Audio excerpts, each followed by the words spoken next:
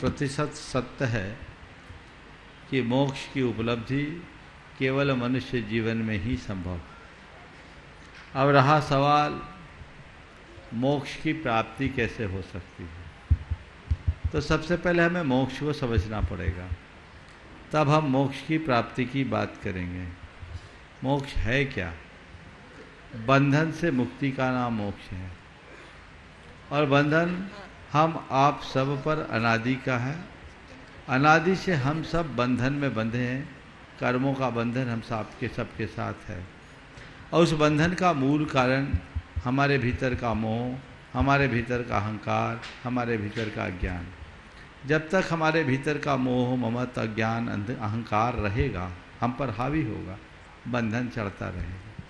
जब हम ज्ञान प्राप्त करते हैं, अपने मोहों के बंधन को काटने में समर्थ हो जाते हैं, तब हमें मुक्ति मिल जाती है। ये समझ केवल मनुष्य को ही होती है और उसके लिए उसे वीतराग होना पड़ता है। जैसे वह वीतराग अवस्था को हासिल करता है, उसके सारे बंधन तड़ाकर टूट जाते हैं एक पल में।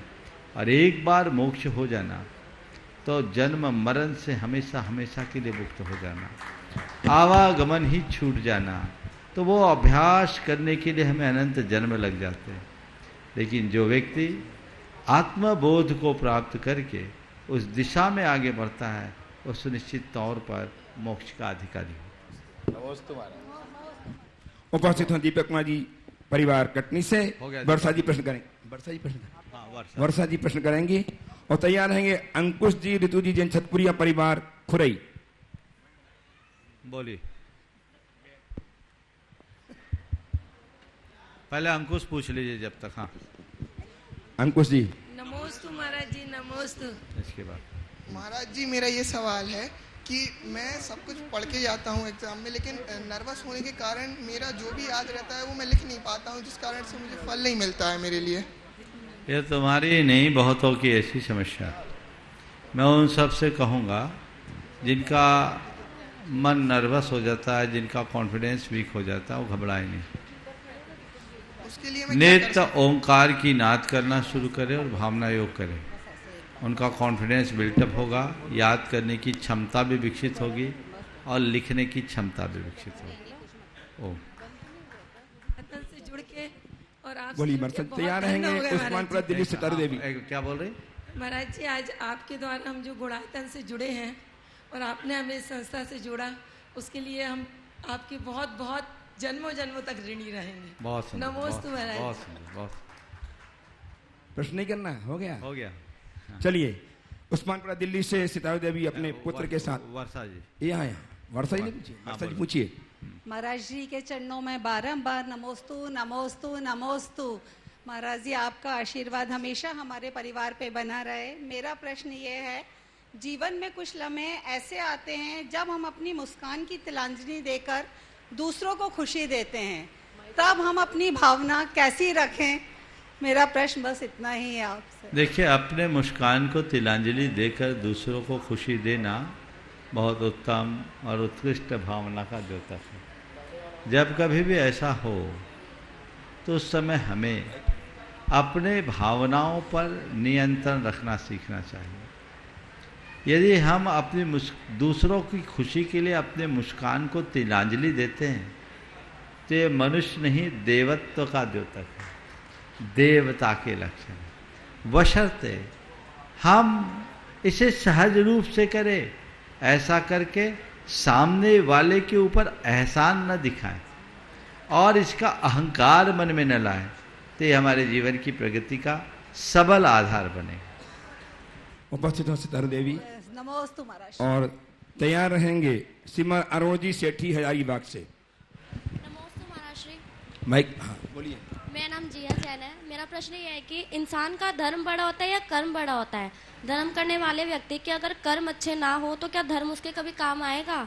और अच्छे कर्म वाले करने वाले का इंसान अगर धर्म ना करे तो क्या कर्म उसके काम आएगा? कृपया मार्गदर्शन करें। ये सवाल लगातार 3 दिन से आ रहा है। इसी आशय के सवाल को लोग पूछ रहे अलग अलग तरीके, है ना। मैं संक्षेप में आज पुनः उत्तर देता हूँ। हम लोग धर्म और कर्म को अलग अलग देखते हैं, जबकि धर्म केवल धर्माचरण का नाम नहीं है। कर्म में सत्यता, नैतिकता और प्रामाणिकता से जुड़ जाना भी धर्म है। तो धर्म में कर्म करो और कर्म को धर्म मानो, जीवन तब संतुलित हो। उपस्थित हो श्रीमान अरुण जी सेठी हजारीबाग। बस एक मिनट बोलो। हाँ बोलो। माँ डॉक्टर बनना चाहती है, उसको आशीर्वाद है। हाँ आशीर्वाद। चलो अरुण जी सेठी हजारीबाग उपस्थित हो। तैयार रहेंगे श्रीमान मुकेश जी राजेश जी जैन मंडला से, आर के लाज मंडला।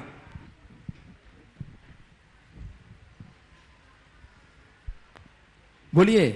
नमोस्तु महाराज जी, नमोस्तु महाराज जी, नमोस्तु महाराज जी। हमारे समाज के कुछ बिछड़े हुए लोग अगर इच्छा करें उनका समाज में वापस शामिल होने का, तो उसके लिए महाराज श्री किस प्रक्रिया से गुजरना होता है, या इसके लिए कोई प्रक्रिया है क्या? देखिए, सारी प्रक्रियाएं हैं, सारी विधियां हैं, पर जो बिछड़ गए उन्हें अपनाना चाहिए। लेकिन उसकी प्रक्रिया उन्हें पहले भावों और विचारों से बदलना चाहिए। धीरे धीरे धीरे धीरे वो अपने आप को तैयार करें, फिर उनके अंतःस्थल को टटोलते हुए उसकी पूरी प्रक्रिया आनी चाहिए। इस बात का मैं अभी मंच से कोई उल्लेख करना नहीं चाहता, पर ऐसे कोई भी व्यक्ति उनसे मैं मिलना जरूर पसंद करूंगा, और हमें उनकी स्थिति को देख करके उनके जीवन में व्यापक बदलाव लाकर उनका स्थितिकरण करने का पूर्ण प्रयास करना चाहिए। ओम। उपस्थित मंडला से श्रीमान राजेश जी और मुकेश जी अपने मित्रों के साथ तैयार हैं। श्रीमती ज्योति जैन, जयकुमार जैन, संगीता जैन, राजनांदगांव छत्तीसगढ़। नमोस्तु महाराज जी। मंडला नगर की गौरव परमादरणीय श्री अभय भैया जी, परमादरणीय श्री राकेश भैया जी ब्रह्मचारी और सकल दिगंबर जैन समाज मंडला के समस्त श्रावक श्राविका की ओर से दोनों महाराजों के श्री चरण कमलों में बारंबार नमोस्तु नमोस्तु नमोस्तु। महाराज जी, हमारा प्रश्न है, संसार, शरीर और भोगों का वास्तविक ज्ञान कैसे प्राप्त हो, और हमारी दृष्टि, हमारा ज्ञान और हमारा आचरण कैसा हो जिससे हमारा मोक्ष मार्ग प्रशस्त हो। नमोस्तु महाराज जी। संसार, शरीर और भोगों का वास्तविक ज्ञान कैसे हो, और हमारी दृष्टि, आचरण और ज्ञान कैसे हो जिससे हमारा मोक्ष मार्ग प्रशस्त हो। देखिए, संसार, शरीर और भोगों का ज्ञान करना चाहते हो तो जीवन की वास्तविकता को पहचानो। खुले आंखों से संसार में घटित होने वाले प्रसंगों को देखो, भोगों की निस्सारता को देखो, और शरीर के अंतस की अपवित्रता को देखने की कोशिश करो। अपने आप संसार, शरीर और भोगों की निस्सारता का बोध होगा और हमारा मन धर्म से अनुरक्त होगा। साथ ही आपने पूछा है हम अपने दृष्टि, ज्ञान और आचरण को कैसे रखें, तो बस उसमें समीचीनता ले आएँ, सत्य के साथ जुड़कर करें, धर्म के साथ जुड़कर के चले, तो हम अपने जीवन का पथ आसानी से प्रशस्त कर सकेंगे। उपस्थित हो श्रीमती ज्योति जी, जयकुमार जी, श्रीमती संगीता जी राजनांदगांव से अपनी मम्मी के साथ, और तैयार हैं श्रीमान हंस कुमार जी जैन, नोएडा एक्सटेंशन, यूपी। द्वय मुनिराज के चरणों में वो समूचे छत्तीसगढ़ की ओर से त्रयकाल बारंबार नमोस्तु नमोस्तु नमोस्तु। महाराज जी, हम सप्तऋषि मंडल पूजन करते हैं, तो ये सप्तऋषि कौन है और इनको ये साथ ही क्यों होते हैं, और ये चारण रिद्धिधारक क्यों कहा जाता है इनको? देखिए, सप्त ऋषि की कथाओं को थोड़ा देखना होगा तो उससे मालूम पड़ेगा। 7 ऋषि हुए हैं, ऐसी कथा आती, मुझे पूरा याद नहीं है, कुछ विस्मरण सा, पर एक ही माँ के जाए 7 पुत्र थे, 7 चारण रिद्धिधारी मुनिराज हुए थे, और वे सब महान थे, इसलिए उनकी पूजा करते हैं। सप्त ऋषि की कथा संभवतः आराधना कथा कोश में मिलेगी, वहाँ से आप देख सकते हैं। महाराज जी, कुछ शब्द ऐसे समझ में नहीं आते हैं, इसलिए कथा में जी महाराज वो मुझे दिखा देना, बता दूंगा। जी महाराज। उपस्थित हो श्रीमान हंस कुमार जी जैन, नोएडा एक्सटेंशन, उत्तर प्रदेश से ट्रस्टी गुणायतन, और तैयार रहेंगे बरेली, भोपाल से 36 श्रावकों का समूह प्रश्न करेंगे। संजीव जैन, बरेली। नमोस्तु महर्षि जी। समस्त ग्रेटर नोएडा समाज, दिगंबर समाज की ओर से बारंबार नमोस्तु नमोस्तु नमोस्तु। महर्षि, मेरा प्रश्न है कि सम्यक दृष्टि श्रावक और अनुवर्ती श्रावक का सम्यक्त किस तरह निरंतर बढ़े, इसके लिए मार्गदर्शन चाहिए। और साथ ही अंत समय में सम्यक्त के साथ देह त्याग हो, इस कठिन परीक्षा में किस प्रकार से उत्कृष्ट सफलता प्राप्त हो। देखिए, सम्यक दर्शन में निखार कैसे आए, आपके सवाल का भाव है, उसका दो ही मूल माध्यम है। देव, गुरु और धर्म के साथ जुड़े रहो और नियमित स्वाध्याय करते रहो। ये हमारे सम्यक्त की वृद्धि में सहायक है।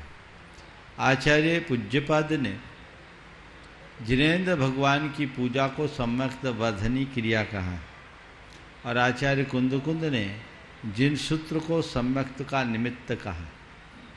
तो ये दोनों चीज़ें यदि हमारे जीवन से जुड़ती है तो हमारा सम्यक दर्शन उत्तरोत्तर निखरता रहे। अंत में सम्यक्त पूर्वक मरण हो। मैं तो कहता सम्यक्त पूर्वक मरण ना हो, सम्यक्त पूर्वक समाधि मरण। जी महाशय। तो सम्यक्त पूर्वक समाधि मरण करने के लिए क्या करना है? नित्य समाधि की भावना भाव। आप भावना भाते रहोगे तो अंत में ये रास्ता आपका प्रशस्त हो। नमस्ते। उपस्थित हों बरेली से 36 श्रावकों का समूह। संजीव जी उपस्थित हो जाएं।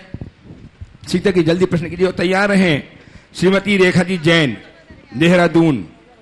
श्रीमती रेखा जी जैन, देहरादून, तैयार रहेंगी। महाराज श्री बरेली सकल दिगंबर जैन समाज का नमोस्तु नमोस्तु। महाराज जी, मेरी एक शंका है हम सभी लोगों की। जीवन का सत्य क्या है ये सब जानते हैं, लेकिन उस सत्य पर चलने की कोई कोशिश नहीं करता। लोग सत्य पर क्यों नहीं चलते? कृपया। इसलिए कि लोग मुर्दे को राम नाम सत्य बताते। जिस दिन जीते जी सत्य समझ लेंगे कि राम नाम सत्य है तो फिर कभी इधर उधर नहीं भटकेंगे। चलिए। उपस्थित हो श्रीमती रेखा जी, सुनील जी जैन, देहरादून। सुनील जी आ जाएं। महाराज जी, एक क्वेश्चन हम पूछना चाहते हैं। सुनील जी आइए। महाराज जी नमोस्तु। महाराज जी नमोस्तु। महाराज जी, आपने कहा था भगवान मतलब दाहिनी तरफ से करना चाहिए दर्शन और बाईं तरफ से, तो भगवान की दाहिनी तरफ से या हमारे दाहिनी तरफ से? ओ, देखिए, भगवान के दाहिनी तरफ पुरुष, हाँ, और भगवान की बाएं तरफ महिला। नमस्ते। आ जाइए श्रीमान सुनील जी। दोनों अलग अलग। दोनों। हाँ, बोले। और तैयार रहेंगे पंकज जी अपने मित्रों के साथ, अपने सहयोगियों के साथ। गुरुदेव के श्री चरणों में मेरा बारंबार नमोस्तु नमोस्तु नमोस्तु। महाराज श्री, मेरा प्रश्न शांति धारा के संबंध में है, जो कि सुख और शांति की अभिलाषा से कराई जाती है और उसमें एक उत्कृष्ट राशि का न्योछावर करने का संकल्प किया जाता है। श्री जी के मस्तक पर जल की धारा के द्वारा और मंत्रों की साक्षी में जो शांति धारा कराई जाती है, उस संकल्प राशि को देने में यदि कोई मतलब शांति धारा करता मतलब परमार्थ के वश या भूल के वश नहीं दे पाता है, तो क्या प्रायश्चित है और क्या दोष है? देखिए, वर्तमान में शांति धारा की महिमा अब सुविख्यात हो गई। हर कोई शांति धारा की महिमा से पूरी तरह परिचित हो गया और लोगों का शांति धारा के प्रति रुझान भी बढ़ा है। अक्सर लोग करते हैं, पर हाँ, कई बार ऐसा हो जाता है कि लोग शांति धारा की बोली बोलते हैं, शांति धारा कर जाते हैं और न तो वहाँ अपना नाम पता लिखवाते हैं, न फ़ोन नंबर लिखवाते हैं, घर जाकर के भूल जाते हैं और वो अपने द्वारा संकल्पित राशि दे नहीं पाते। तो ये उनके द्वारा एक निर्माल्य का दोष लगता है, निर्माल्य का बड़ा दोष। उस दोष से बचना चाहिए और उससे बचने का प्रयास करना चाहिए। यदि ऐसा है कहीं देकर भूल गए और किसी ने याद दिलाया तो उसका प्रायश्चित सहित हमें भुगतान करना चाहिए। मैं सभी से पुनः सुझाव दूंगा, जब बड़े बड़े आयोजन होते हैं, एक साथ 10-10, 20-20 लोग शांति धाराएं कराते हैं, लेकिन वे घर जाके भूल जाते, नाम पता नहीं रहने से आयोजक भी उनसे संपर्क नहीं कर पाते। कहीं पर भी न केवल शांति धारा अपितु किसी भी प्रकार का दान घोषित करो तो घर जाकर यथा संभव यथा शीघ्र भुगतान करने का प्रयास करो। नमोस्तु नमोस्तु। इन सबको तो तुरंत देना चाहिए शांति धारा। आज शांति चाहिए, 6 महीने बाद पैसा दोगे तो शांति भी 6 महीने बाद ही है। तुरंत करने का प्रयास करना चाहिए। और दूसरी बात, यदि कदाचित भूल जाए तो हम भूले ना, इसलिए आयोजकों को अपना नाम पता लिखवा देना चाहिए, फ़ोन नंबर लिखवा देना चाहिए और उनसे एक अनुरोध करना चाहिए कि भैया हम घर पहुंचेंगे, आप एक रिमाइंडर दे देना। और यदि कदाचित कमेटी के लोग आपसे संपर्क करते तो बुरा नहीं मानना चाहिए, अपितु उनको धन्यवाद देना चाहिए कि आपने हमारा ध्यान दिलाया, बहुत बहुत धन्यवाद, हम ये राशि शीघ्र भेज रहे हैं। ये करना चाहिए। आपकी तालियां लगातार बजनी ही चाहिए। मैं ऐसे व्यक्तित्व को आमंत्रित कर रहा हूं। मैं पंकज को बुलाऊं, उसके पूर्व सुहास जी को आमंत्रित कर रहा हूं अपनी बात रखने के लिए। परम पूज्य गुरुदेव के चरणों में सादर नमन। गुरुदेव, आज एक बहुत दुखद समाचार के साथ यहाँ प्रस्तुत हुआ हूँ। आज हमारे शिरोमणि संरक्षक श्री विनोद कुमार जी देहरादून के पिताजी श्री चंद्रसेन जी का देवलोक गमन हुआ। किंतु हर्ष की बात यह है कि लगभग 95 वर्ष की आयु में बहुत समाधि पूर्वक, बहुत अच्छे स्वभाव के साथ उन्होंने इस देह का, सांसारिक देह का त्याग किया। पिछले 5 दिनों से गुरुदेव उन्होंने अन्न जल का त्याग कर दिया था और सभी अनुव्रत धारण कर लिए थे और बहुत समाधि पूर्वक उनका मरण हुआ, उनका देवलोक गमन हुआ। ये बड़ी प्रसन्नता का विषय है। तो गुरुदेव उनके और उनके परिवार के लिए आपका आशीर्वाद चाहते हैं। आपके चरणों में नमस्ते गुरुदेव। देखिए, विनोद जी बड़े धर्मनिष्ठ व्यक्ति और उनके पिताजी भी बड़े धार्मिक। अधिक उम्र और शरीर से असक्त होने के कारण उनका आना तो नहीं हुआ, लेकिन उनकी भावनाएं सदैव रही। अब मुझे इस बात की बड़ी प्रसन्नता है, आना जाना तो लगा हुआ है, उम्र के बाद एक पड़ाव में दुनिया से सबको जाना है। पर प्रसन्नता इस बात की है कि वे समाधि पूर्वक गए और मुझे इस बात की और खुशी है कि उनकी समाधि उनके पुत्रों ने कराया, विनोद जी ने कराया, उनके घर में ही कराया। अगर घरों में यह व्यवस्था बनने लगे तो हमारे समाज का काया पलट हो जाए। इस तरह की व्यवस्थाएं बननी और बनानी चाहिए, उसके लिए सतत प्रयासरत रहना चाहिए। मैं पूरे परिवार को आशीर्वाद देता हूं। और विनोद जी अभी अपने पिताजी की जो सेवा उन्होंने की, सब सुख दुख भूल करके अपने पिताजी की सेवा उन्होंने की और सबसे उत्तम सेवा तो ये कि उनकी समाधि कराया। इसके लिए मैं पूरे परिवार को आशीर्वाद देता हूँ और लोगों से भी कहता हूँ, अपने माँ बाप की ऐसी ही सेवा करो, उनके सुख सुविधाओं का ही ख्याल न रखो, अब तो उनके जीवन के उद्धार का रास्ता प्रशस्त करो। पूरे परिवार को बहुत बहुत आशीर्वाद।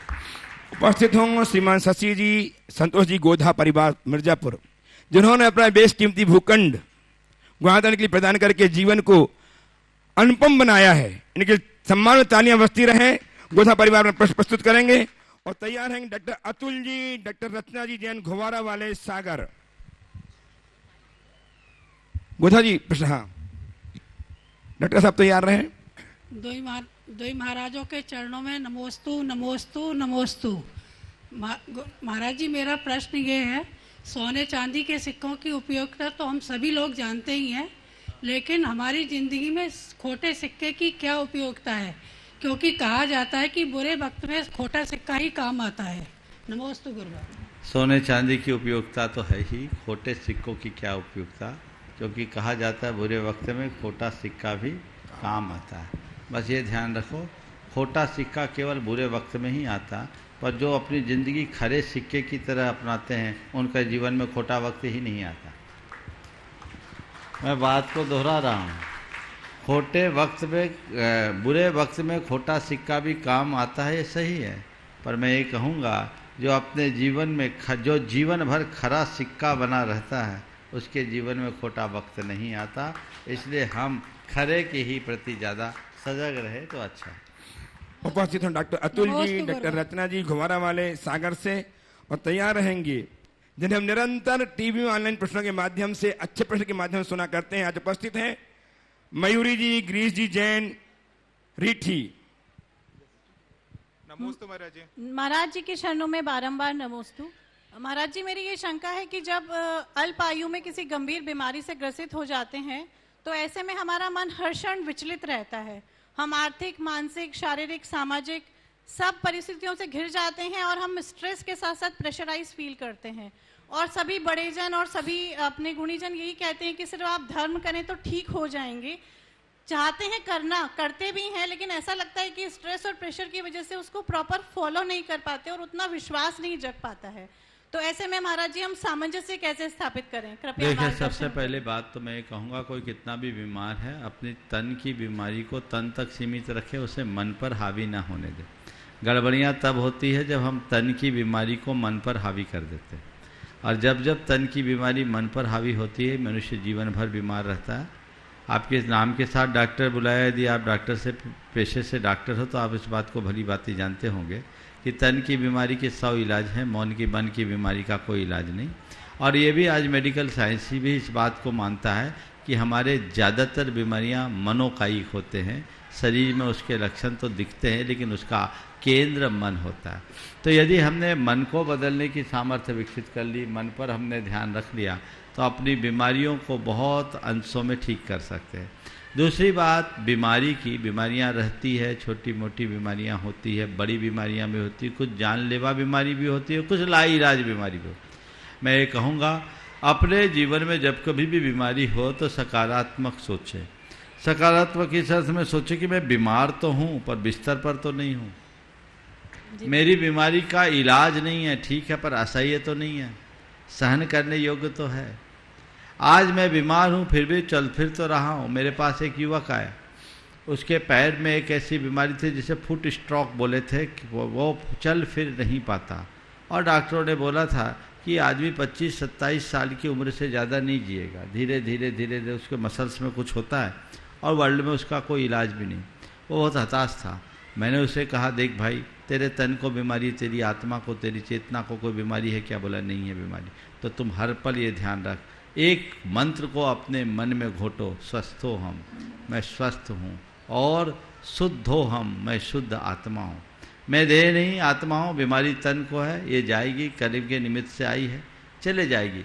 शरीरम व्याधि मंदिरम, हर व्यक्ति के शरीर में बीमारियाँ हैं, किसी की प्रकट हो गई, किसी की अप्रकट है, चले जाएगा। काया तो रोगमय है ही, मैं इस काया का व्यामोह क्यों करूं? मेरी चेतना पूर्णतः अरुग्ण है, मेरी चेतना पूर्णतः स्वस्थ है, और वही मैं हूं। ये समझ अपने भीतर विकसित करो तो तुम्हारी धारा बदलेगी। अपना शरीर अपना काम कर रहा है, तुम अपना काम करो। डॉक्टर इलाज कर रहे, करने दो, तुम अपने मन का इलाज अपने हाथ में रखो, तुम्हारी बीमारी तुम पर हावी नहीं होगी। तुम अपने आप को बीमार मानो ही नहीं, क्योंकि इतना सब कुछ होने के बाद भी तुम मुझ तक आ गए, बोल रहे हो, बता रहे हो, तुम्हारा मस्तिष्क पूरा काम कर रहा है, सब काम कर रहे हो, तुम धर्म ध्यान भी करने में समर्थ हो और अपना काम भी कर रहे हो। ये वेदना है तो इस वेदना को सहो। क्यों? क्योंकि रोते हुए भी सहोगे तो तुम्हें सहना है, और मुस्कुराते हुए सहोगे तो भी तुम्हें सहना है। जब दोनों परिस्थितियों में सहना ही तुम्हारी नियति है तो फिर क्या सोचना। ये सोचो, ये बीमारी नहीं आई है, ये बीमारी मेरे लिए कर्म काटने के लिए एक प्रकार की तपस्या बन करके आई है। अपने आप कर्म कर जाएगा। अपने आप को मोटिवेट करो। ये एक मौका है। विपत्ति में भी संपत्ति खोजी जा सकती है यदि ऐसी दृष्टि हो। उपस्थित हो मयूरी जी, गिरिजी जैन, रीठी प्रवासी रायपुर, आज हमें पुनः इनके समक्ष हमारे समक्ष उपस्थित होकर के प्रश्न करके दिशाबोध कराएंगी। मयूरी जी, और तैयार हैं ऋतु जी जैन, शहपुरा भिटोनी। नमोस्तु महाराज जी, नमोस्तु। मेरे रीठी और रायपुर परिवार की ओर से नमोस्तु। महाराज जी, अगर घर का कोई सदस्य ऐसा हो जो दान पुण्य नहीं करता हो और कभी पिता के रूप में भी बाधक नहीं बनता, ना पति के रूप में बाधक बनता है, पर वो खुद उस मार्ग में नहीं चलता और वो दान पुण्य खुद नहीं करता, तो उसमें उसका क्या पुण्य है? और ऐसा क्या करना चाहिए कि वो खुद भी उस मार्ग पर चले? पहली बात तो इस बात का फक्र मानना चाहिए कि कम से कम ना पिता के रूप में बाधक है, ना पति के रूप में बाधक है। और आप महिलाओं को तो इन दोनों की बाधाएं पार करनी पड़ती, बड़ी मुश्किल होती है। तो या तो पिता बाधक बने या पति बाधक। घर में पिता को बाधक देखते हैं और शादी के बाद पति बाधक बन जाता है। तो सब भाग्यशाली हैं जिनके यहाँ कोई बाधक नहीं। अब रहा सवाल, वो खुद नहीं करता, कोई बात नहीं, तुम्हें करने का मौका मिलता है, तुम करते रहो। उसके लिए किसी तरह से कोसो मत, उसके लिए भावना भाव कि इनकी भी सद्बुद्धि आए, और ये भी दान पुण्य करने के लिए उत्साहित हों। मैं एक जानता हूँ, मेरे संपर्क में बहुत सारे ऐसे लोग हैं जो कभी दान पुण्य का नाम करना भी पसंद नहीं करते थे, और जब उनकी भावना जगी तो आज ऐसे है कि समाज में बड़े दानियों में उनका नाम है। तो वक्त आएगा, अधीर मत होइए। महाराज जी नमोस्तु। ऋतु जैन सफरा से और तैयार रहेगा परिवार। हाँ महाराज जी नमोस्तु।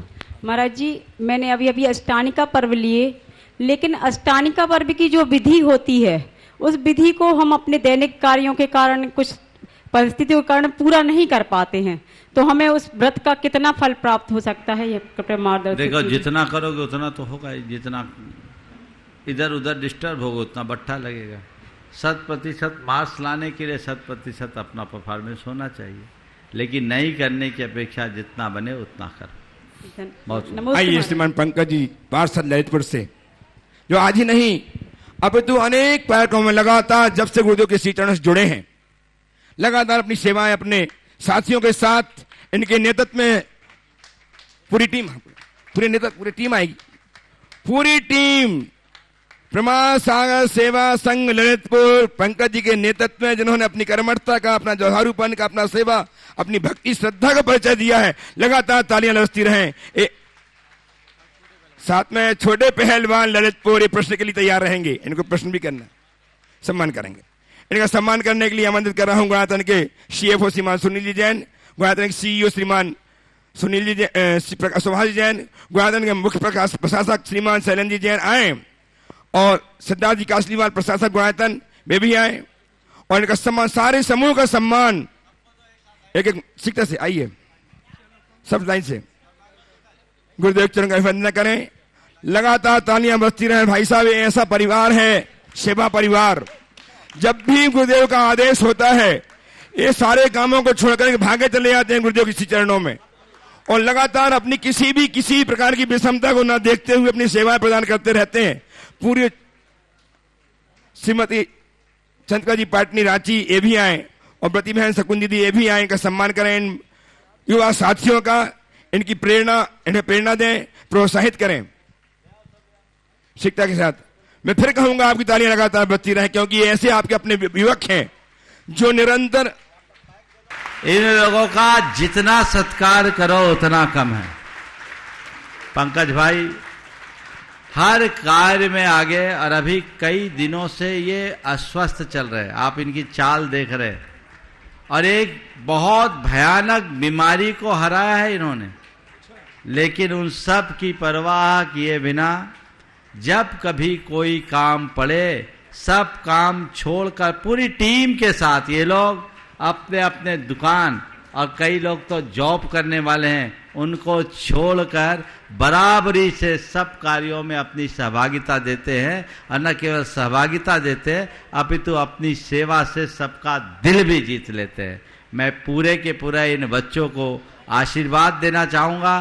पंकज का मार्गदर्शन इन लोगों के साथ है, जो लगातार 6 कार्यकालों से पार्षद है ललितपुर में, और इतनी समाज सेवा के क्षेत्र में आगे। और इन बच्चों को जब हमारा ललितपुर में चातुर्मास था तो ये सब बच्चे 10-10, 12-12, 14-14 साल के थे।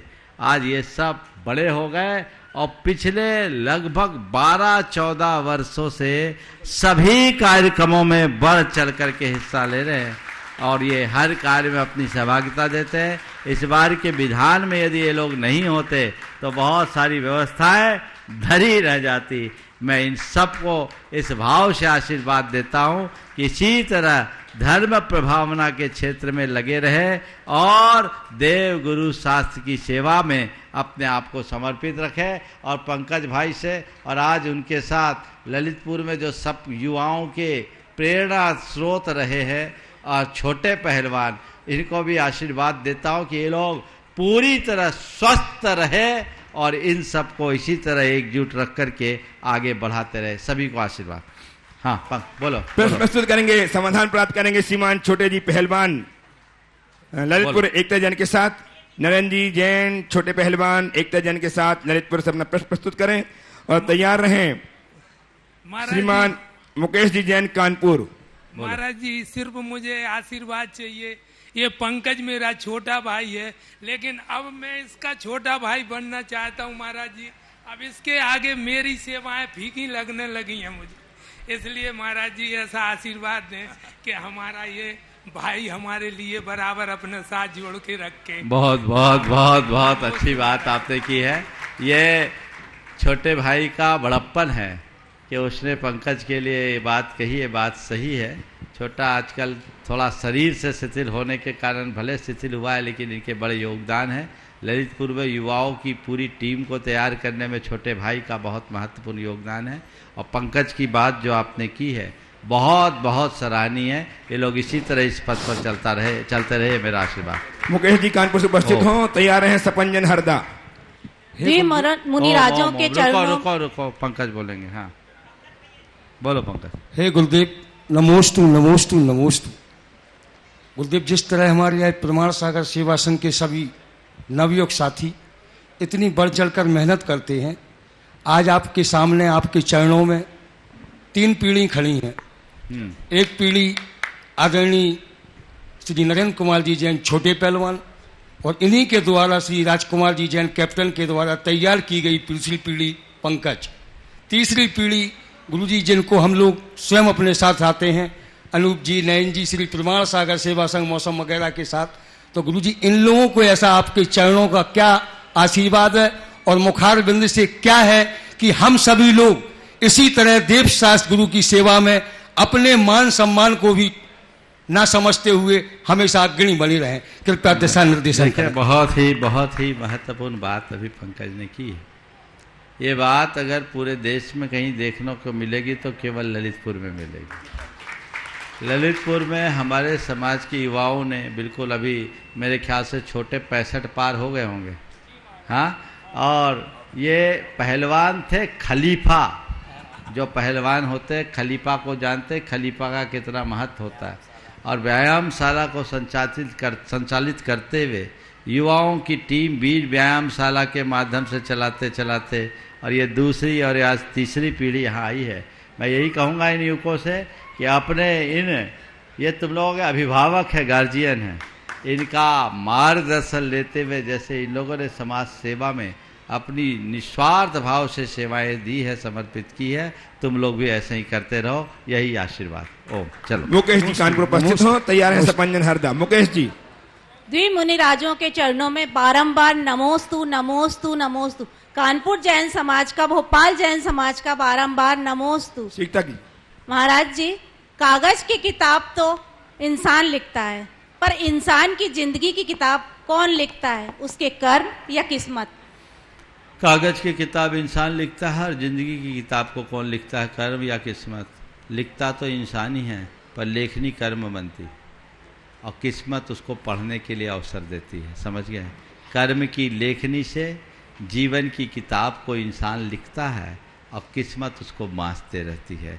जो सुनाई पड़े उसे अपनी लेखनी से लिखा हुआ अंकित अक्षर मानकर स्वीकार करो। आइए सपंजी हरदा से तैयार हैं। नमोस्तु राजकुमार जी जैन मंदसौर से, परम पूज्य अनंत सागर जी भाव सागर जी महाराज के गृहस्थ जीवन की बहन राजकुमार जी इंदौर। दिगंबर जैन समाज की ओर से नमोस्तु महाराज जी, नमोस्तु नमोस्तु। महाराज श्री, मेरी शंका यह है कि जब हम प्रतिदिन अभिषेक एवं शांति धारा करते हैं तो हम उस प्रतिमा से हमको राग प्रकट हो जाता है, तो उस समय पुण्य का बंद होता है या पाप का बीतराग भगवान के जब हम अभिषेक शांति? ये बताओ, आग में गर्म पानी डालते हैं तो आग बुझती कि भभकती है? हाँ, बुझती है ना। तो भगवान का राग करोगे तो संसार की आग बुझेगी, भभकेगी नहीं, चिंता मत करो। नमोस्तु महाराज जी, नमोस्तु नमोस्तु नमोस्तु। राजकुमार जी उपस्थित हैं मंदसौर से और तैयार हैं तहसीलदार कुंडम जबलपुर कुमारी नेहा जैन, राकेश जैन, श्रीमती किरण जैन बुहार। शाश्वत सिद्ध भूमि में विराजित हैं आप, गुणायतन के प्रणेता, हम सबका नमोस्तु त्रयबार, नमोस्तु त्रयबार। महाराज श्री, मेरे परिवार व ललितपुर परिवार की ओर से मेरा आपको त्रयबार नमोस्तु नमोस्तु नमोस्तु। गुणायतन की ये असीम प्रभाव देखकर मेरे मन में एक प्रश्न आता है कि महाराज जी, धर्म प्रभावना अनेक प्रकार से होती है, परंतु वास्तविक धर्म क्या है तथा धर्म प्रभावना कैसे की जा सकती है?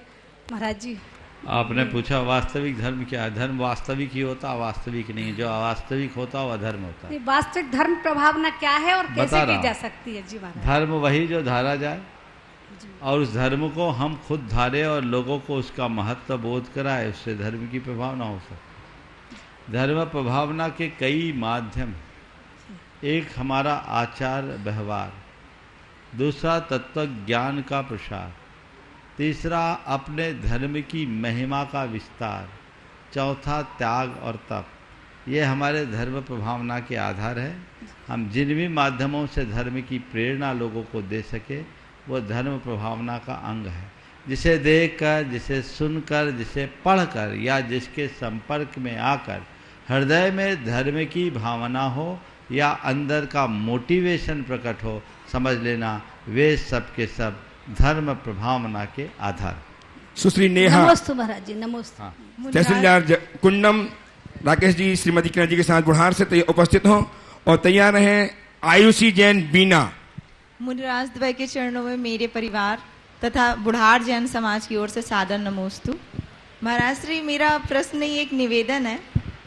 जब क्षमा सागर महाराज जी थे तो उनके द्वारा सारे युवाओं को एक मंच पर जोड़ने का प्रयास किया जाता था। उसी दौरान मुझे 3 बार यंग जैन अवार्ड में जाने का मौका भी मिला। तो मेरा निवेदन है महाराज जी, जिस प्रकार क्षमा सागर महाराज जी द्वारा यंग जैन अवार्ड द्वारा पूरे भारत के प्रतिभावान युवाओं को एक मंच पर जोड़कर सम्मानित तो किया ही जाता था, साथ ही जैन आदर्शों जैसे आहार कैसे देते हैं, जैसे साउथ के बच्चे या ऐसे राज्यों के बच्चे हैं नॉर्थ ईस्ट के जिनको ये भी नहीं पता है कि नवधा भक्ति क्या होती है, आहार कैसे देते हैं, तो वहाँ हमें आहार देने की प्रक्रिया या हमारी भक्ति की प्रक्रिया से अवगत कराया जाता था। तो क्या महाराज जी आपसे मेरा ये निवेदन है कि आपके सानिध्य में, क्योंकि जैसे वो हमें व्यावहारिकता से परिचय कराते थे, जैसे उन्होंने एक बहुत छोटी बात कही थी कि यदि आपके ऑफिस का नौकर यदि आपके ऑफिस में कपड़ा नहीं मारेगा तो आप एज अ अधिकारी बन के वहाँ पर साफ टेबल पर नहीं बैठ सकते हैं। तो बहुत छोटी छोटी चीज़ों से व्यावहारिकता से परिचय कराते थे। सेम वही चीज़ हम सुनते हैं यहाँ पर कि आप भी हमें व्यावहारिक उदाहरणों के माध्यम से परिचय कराते हैं। तो महाराज जी, मेरा निवेदन है कि ऐसा ही एक मंच हमें पुनः मिले तो हमारी जो जैनों की जो समस्याएं हैं, जैसे तीर्थ रक्षा है या और भी चीज़ें, जैसे हम देखते हैं सिद्ध क्षेत्र में एक प्रोटोकॉल होना चाहिए कि रात्रि में जो डोसे की दुकान है, फुल्की की दुकान 12-12 बजे रात तक खुली रहती है, तो उसका भी बैन हो। तो ऐसा कुछ महाराज जी सारे युवाओं को, सारे युवा अधिकारियों को जोड़ने का एक मंच आपके मार्गदर्शन में प्रदान करने हेतु निवेदन है। बिल्कुल, आपने भाव अच्छा व्यक्त किया है, अन्यत्र भी किया जा रहा है। देखो अवसर आएगा तो जरूर हो। महाराज जी, मैं इससे जुड़ने के लिए हमेशा आयुषी जैन बीना से उपस्थित हों और तैयार रहें नटेरन वाला परिवार ट्रस्टी आयतन विदिशा से श्रीमती साक्षी जी सुनील जी जैन। सकारात्मकता के सूर्य द्वि महाराज श्री के चरणों में कोटिशाह नमोस्तु नमोस्तु नमोस्तु। मुनि श्री, जो होता है कर्मों की ही देन है, लेकिन हम बोलते हैं कि जो हुआ वो भगवान का इशारा है। अभी कुछ ऐसा हो रहा कि एक पर लगता है इशारा बाई ओर है तो दूसरे पर लगता है दाई ओर। ऐसे में महाराज श्री, हम अंतः मन के गंधर को कैसे जगाएं कि हमें भगवान का इशारा समझ आ जाए? देखो, पहले भगवान को इसमें बीच में मत घसीटो। भगवान को इशारा ही नहीं करते, भगवान की मुद्रा देखो जी। समझ गए? ये तो हम लोग भगवान को बदनाम करते हैं। कुछ भी होता है करनी हमारी खोटी होती है और दोष भगवान को देते हैं। भगवान तो ज्ञाता दृष्टा है, हमारे भगवान कोई इशारा नहीं करते। हमारे भगवान का एक ही इशारा है, रिकॉर्डिंग चालू है, सावधान रहो, अपनी मुद्रा ठीक रखो। अगर कुछ गड़बड़ होगा तो जिंदगी भर वैसा ही हो जाएगा। सब कुछ हमारे कर्मों के अनुसार है। हमारे हाथ में एक ही बात है, जब हम कर्म करें तब सावधान हो। कर्म करते समय यदि हम सावधान होंगे तो कर्म भोगने में हमें आंसू नहीं बहाना पड़ेगा। इसलिए हर पल जागरूक रहे, जिससे अपने जीवन की दिशा और दशा को ठीक कर सके। उपस्थित साक्षी जी सुनील जी नटेरन परिवार विदिशा ट्रस्टी आयतन और तैयार हैं नमित कुमार जी जैन, विजय कुमार जैन जबलपुर, जिन्होंने एक जोड़ी कान के कर्णफूल और 11,000 राशि प्रदान की है। बहुत बहुत साधुवाद के साथ तैयार रहेंगे। बोलो। नमोस्तु महाराज जी। महाराज जी, जब भगवान की माता को 16 स्वप्न आते हैं तो उन्हें लक्ष्मी जी क्या उसी स्वरूप में दिखाई देती हैं जिस स्वरूप में आज अन्य धर्म में पूजी जाती हैं? देखिए, लक्ष्मी एक देवी के रूप में है और उसका अंकन कमलासन पर रखा जाता है, तो उसे उसी रूप में देखा जाता है और भगवान के सपने में लक्ष्मी का वही रूप दिखता है। हाँ, क्या बोल रही थी तुम? महाराज इशारा लगता है कि 2 रास्ते में है जो हमें लगता है, तो उनमें से हम कैसे चुने कि कौन सा लेना चाहिए? हाँ, जब मन में दुविधा हो उस समय भगवान को ध्यान रखो और जो अंदर की प्रेरणा हो उसे चुन लो और अपने आप को सफल मान लो, सफल महसूस कर लो। जीवन की उसमें ही पूर्णता। नमित जी उपस्थित हों विजय कुमार जी के साथ जबलपुर से, जिन्होंने 1 जोड़ी कर्णफूल स्वर्ण के एवं 11,000 राशि प्रदान करके जीवन को धन्य किया है। बहुत बहुत साधुवाद।